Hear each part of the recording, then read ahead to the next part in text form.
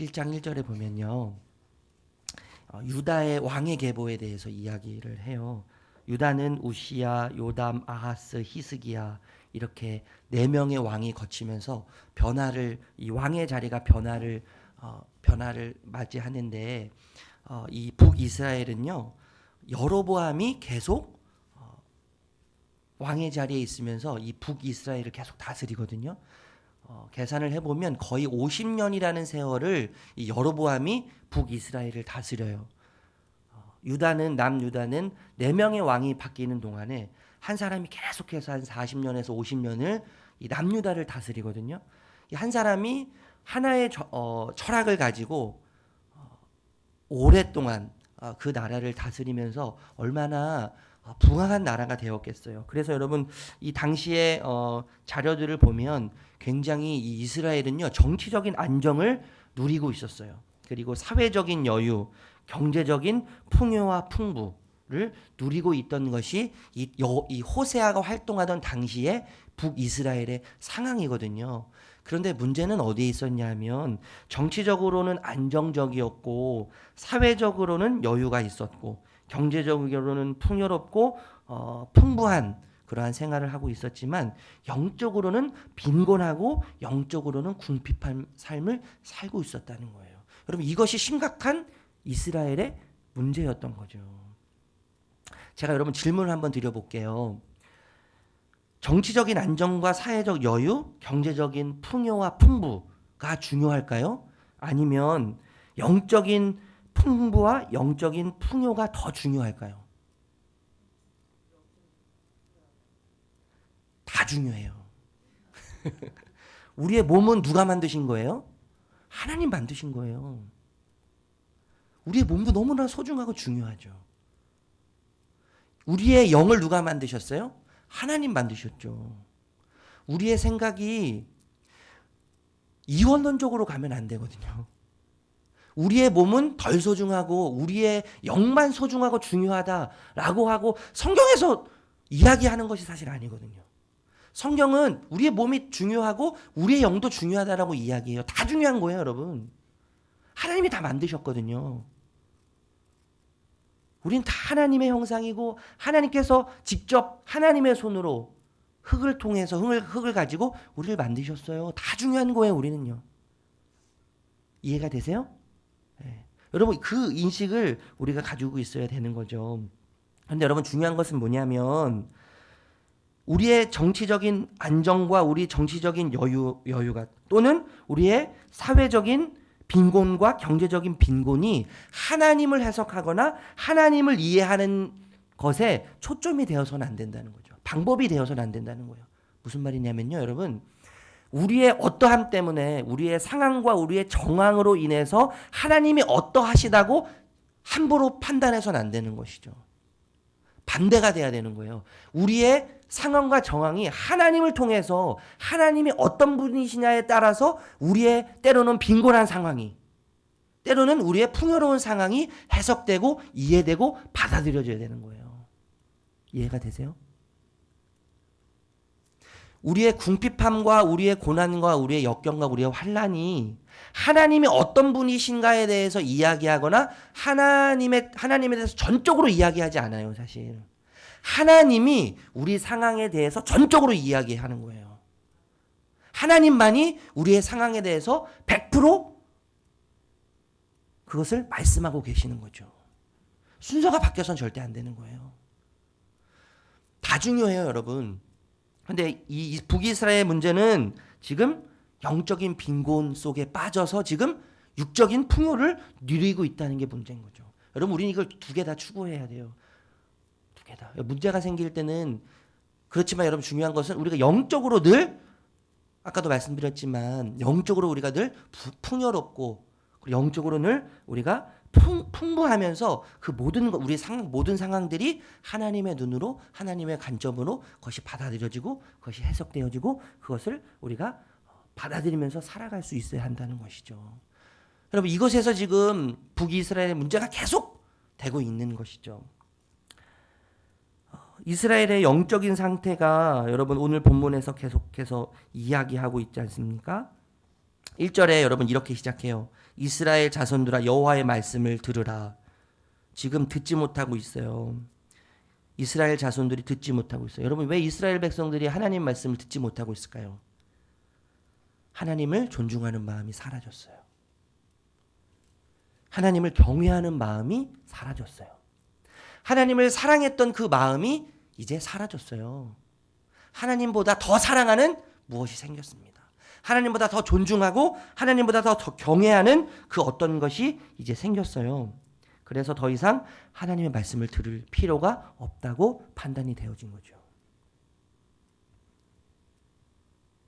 여러분 그래서 이제 계속적인 문제들이 영적인 문제들이 여러분 발생하지 않습니까? 첫 번째 문제는 1절, 2절, 6절의 말씀이에요. 1절, 2절, 6절에서 말하는 것은요. 영적인 무지예요. 영적인 무지. 영적으로 하나님을 알지 못해요. 여러분 이 영적인 무지, 이 무지는 뭐냐면 지식적인 차원이 아니죠.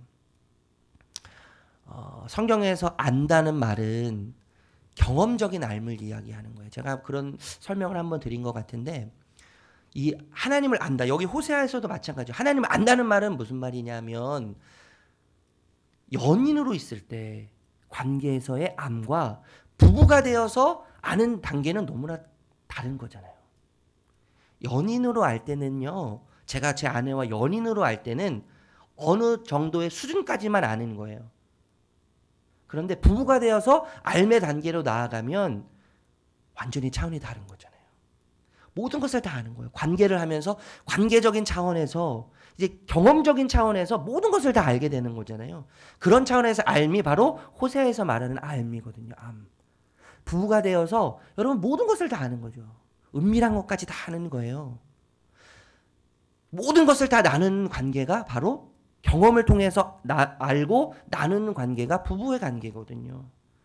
여러분 하나님께서는 이 호세아와 고멜의 관계, 이 결혼 관계를 통해서 말씀하시고자 하는 것은 북이스라엘 너희들은 나와 영적인 혼인 관계라는 것을 이야기하시는 거거든요. 고멜의 음란하고 음행을 저지르는 이 고멜의 모습이 곧 북이스라엘의 모습이거든요. 그럼에도 불구하고 너희는 고멜과 같지만 내가 너희를 변함없이 사랑할 것이다. 너는 나를 외도하고 나 대신에 다른 남자와 사랑에 빠져서 다른 자식을 낳았지만 그럼에도 불구하고 나는 너를 변함없이 사랑할 거고 그럼에도 불구하고 너는 내 아내다. 변함없는 아내다. 이것을 지속적으로 이야기하는 거예요. 이것을 통해서 북이스라엘에 대해서 너희는 고멜과 같은 사람이지만 고멜과 같은 존재지만 내가 너희를 변함없이 사랑할 것이다. 이렇게 이야기하시는 거예요. 그럼 고멜이 참 우리 같지 않으세요?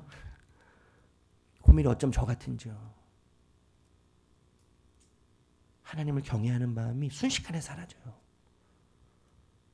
하나님을 사랑하고 내 모든 것을 걸겠다고 그렇게 다짐하고 그렇게 고백했음에도 불구하고 순식간에 그 사랑하는 마음이 사라지는 모습이 제 모습이고 우리의 모습인 거죠. 그럼에도 하나님은 변함없이 완전한 사랑을 우리에게 주시겠다고 말씀하고 계시는 거예요. 두 번째 문제는요. 7절 8절에 있어요. 우리 7절 8절 말씀 한번 읽어볼까요? 시작. 그들은 번성할수록 내게 범죄하니 내가 그들의 영화를 변하여 욕이 되게 하리라. 그들이 내 백성의 속죄물을 먹고 그 마음을 그들의 죄악에 두는도다.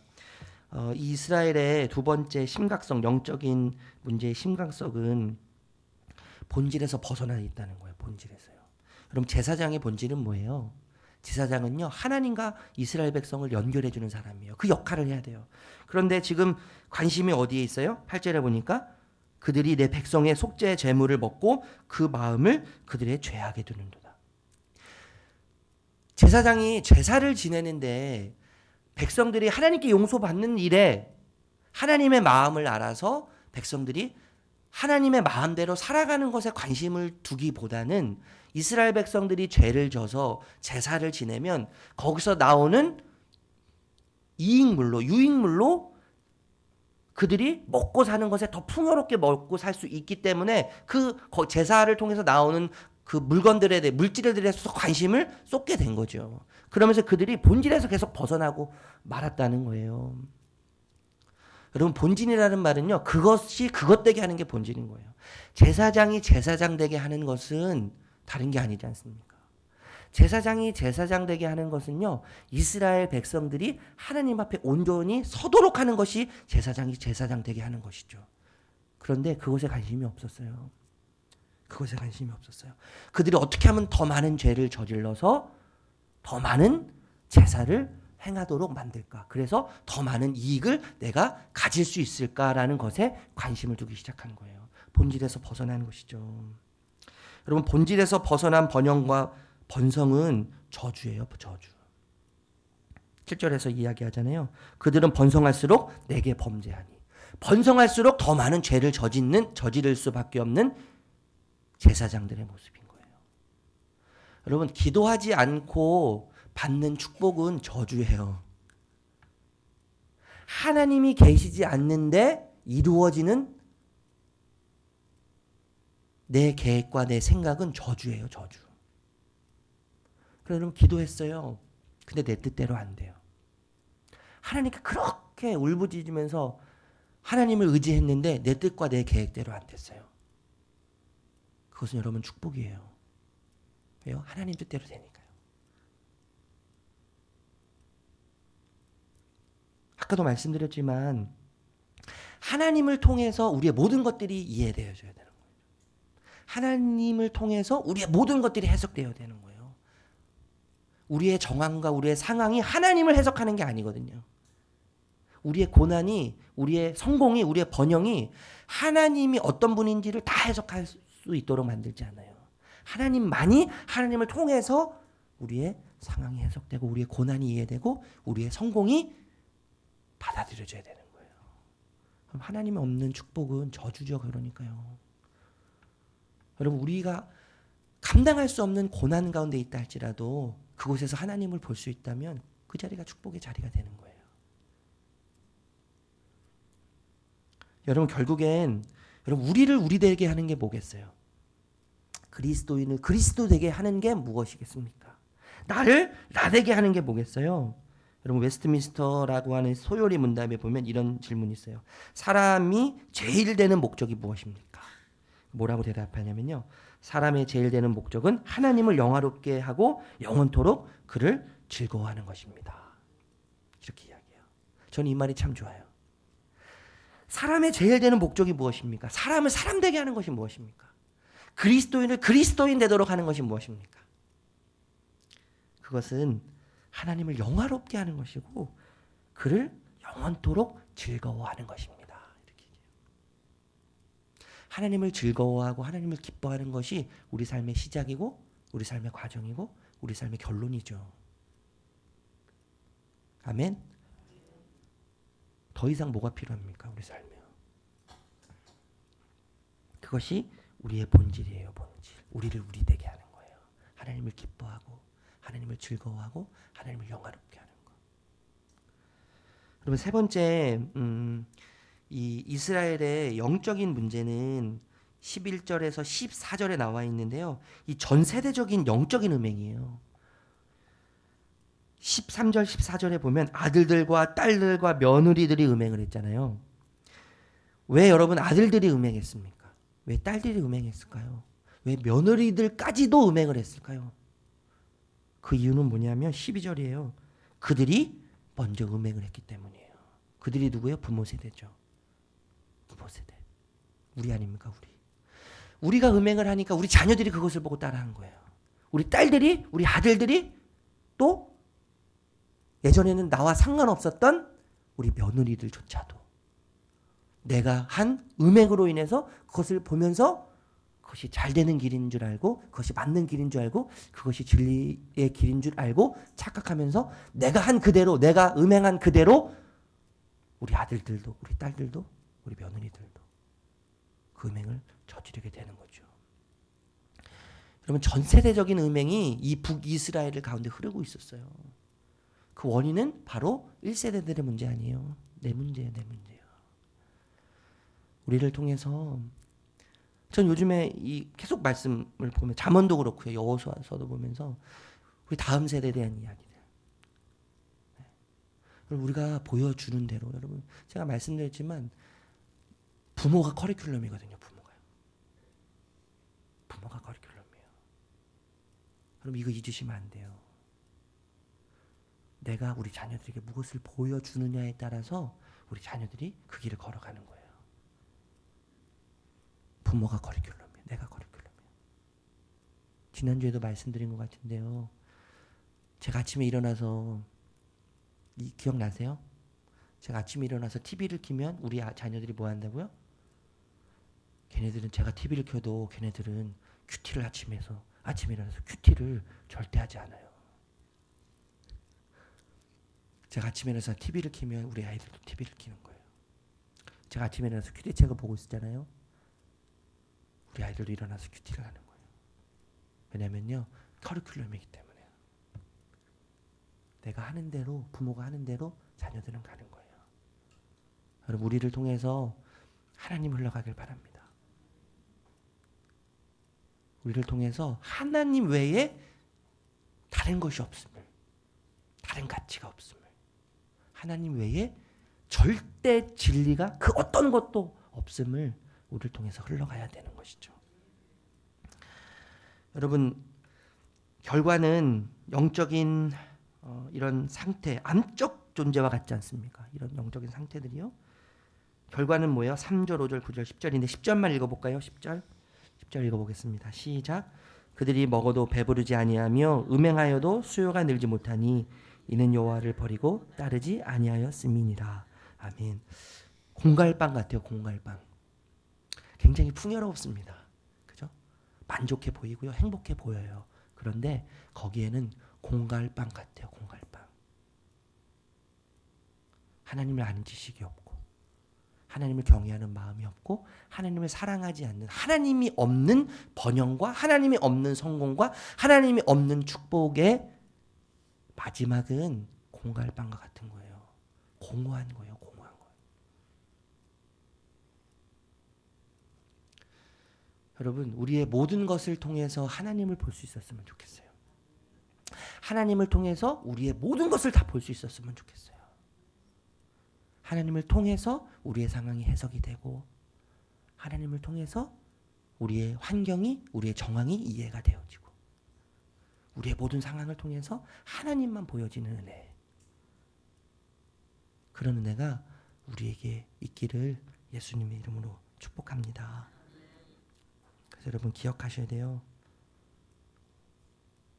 우리의 상황, 우리의 정황이 하나님을 이야기하고 하나님을 해석하는 것이 아니라 하나님만이 우리의 정황을 해석하고 우리의 상황을 해석하고 우리의 모든 것을 하나님이 이해하도록 할 때에 그 속에서 우리가 하나님을 볼 수 있는 거예요. 그런 은혜가 넘치기를 예수님의 이름으로 축복합니다. 기도하겠습니다. 하나님, 이스라엘 자손들에게 또 말씀하십니다. 여호와의 말씀을 들으라. 이스라엘의 마음이 변질되어서 하나님을 존중하는 마음이 사라졌고 하나님을 경외하는 마음이 사라졌습니다. 이스라엘 백성은 하나님과 부부의 관계였지만 이 부부 관계를 떠나고 다른 남자를 만나서 하나님으로부터 만족을 누려야 함에도 불구하고 그 다른 것으로 대체하면서 그것에서 만족을 누리고 그것에서 행복을 찾으려고 합니다. 이 모습이 하나님 얼마나 공갈빵같이 느껴지는지요. 우리의 모습이 하나님 때로는 고멜과 같지만 그래도 변함없이 우리에게 완전한 사랑을 보여주신 하나님을 찬양합니다.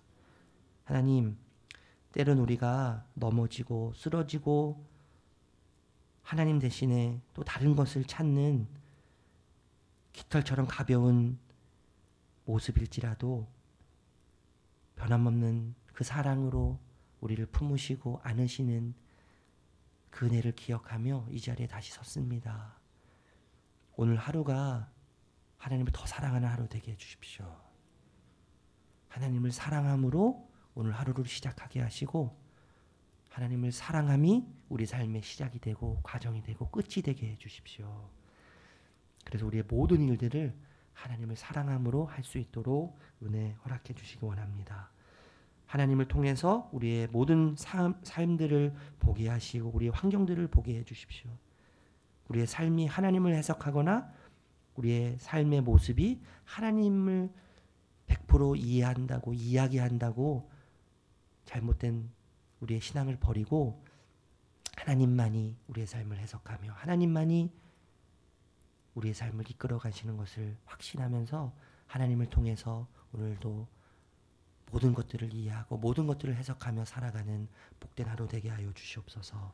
예수님의 이름으로 기도합니다. 하늘에 계신 우리 아버지여